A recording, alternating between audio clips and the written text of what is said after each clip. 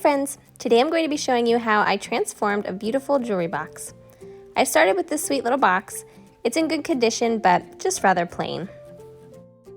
First, I took out my Dixie Mud by Dixie Belle, and I filled in some of the deeper gouges and scratches.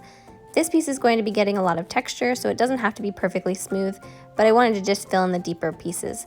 I also pre-drilled my holes for my hardware. Then I took a fine grit sandpaper and gave the whole piece a good scuff sand. I also sanded back where all of the Dixie Mud had been, so it was nice and smooth.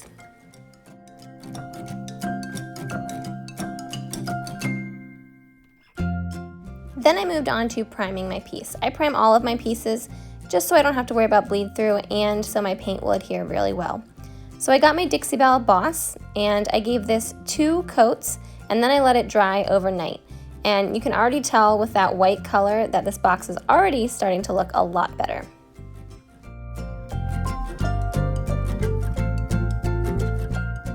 Next, it was time for the fun part.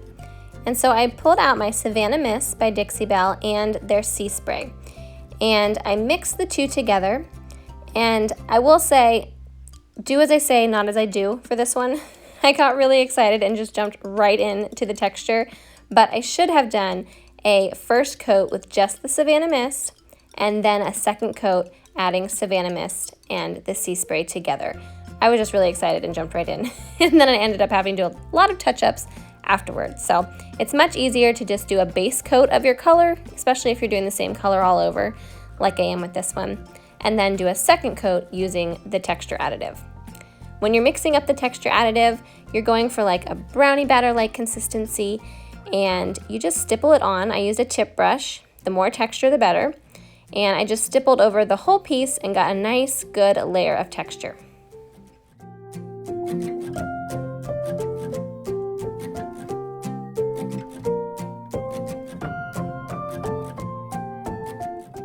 And here is how all that beautiful texture turned out. So pretty. I love adding texture to small pieces like this. It adds a lot of dimension and interest to a small piece.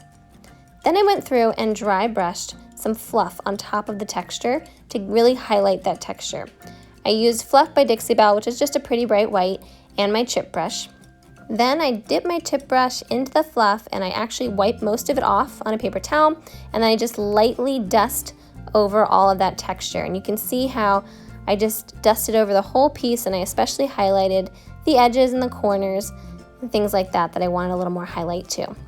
Then I moved on to transfers, and these are actually little knob transfers, but they're perfect for this size of piece, and they're really good for layering over each other.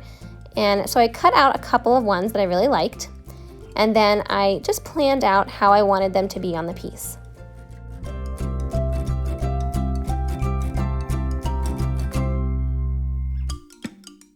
I also grabbed this little gray detail transfer that I had left over from another transfer set, and I thought that'd be pretty just on the inside of the jewelry box. I'm always trying to add interest wherever I can on these little pieces. So I start by just peeling off the backing and carefully placing it where I wanted it, and then I burnish each one by one. And these little pieces, they go on pretty easily, but you have to be really careful because you don't want your burnishing tool to nick the paint around it while you're doing it. So just go slow and steady, and they look really pretty when they're done.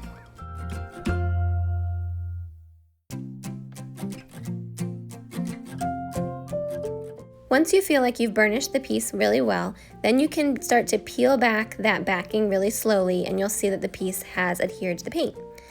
I went ahead and just layered a couple of them on top of each other, and I really like the effect that this gave because I feel like it looks like pressed flowers on top of the jewelry box. So pretty. Love how that turned out. Then you just take a pad and you just rub over it just to make sure there aren't any bubbles and the edges are adhered really well. So I did a couple on the top, and then I did that little gray piece on the bottom, and I did one on the front as well. Then I moved on to the hardware.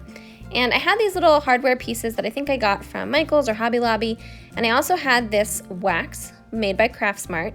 It's more of a mousse, and you can just use a paintbrush and paint it onto your hardware. And the original hardware had a bit of a brassy finish, and I wanted more of an antique silver, and so I just brushed it on there, probably 2 coats, and then I buffed it with a cloth, and total transformation. Then I moved on to the last detail, which is some Dixie Dirt. With Dixie Dirt, it just kind of gives it a little bit of age and highlighting in places, but you have to put some wax on first. So I painted on some clear wax, and then I just buffed it out a little bit so it wasn't too wet, but I still left it tacky. And then I go on to add some Dixie Dirt, and I just dust the Dixie Dirt into the places that I want to highlight. So with this piece, I just did the corners and the edges to give it, again, a little bit more dimension, look a little bit aged, and just highlight those areas. Once the wax is cured for a couple of days, then I went and clear coated the whole piece with clear coat flat. And here is how it turned out. So beautiful. I love the look that the texture gives with the white highlighting on top and those pressed flowers on top. So beautiful. I have to admit, I wasn't sure where I was going with this piece when I started, but man, am I glad with how it turned out. So let me know what you think, guys, and if you learned anything new. And until next time, see you later.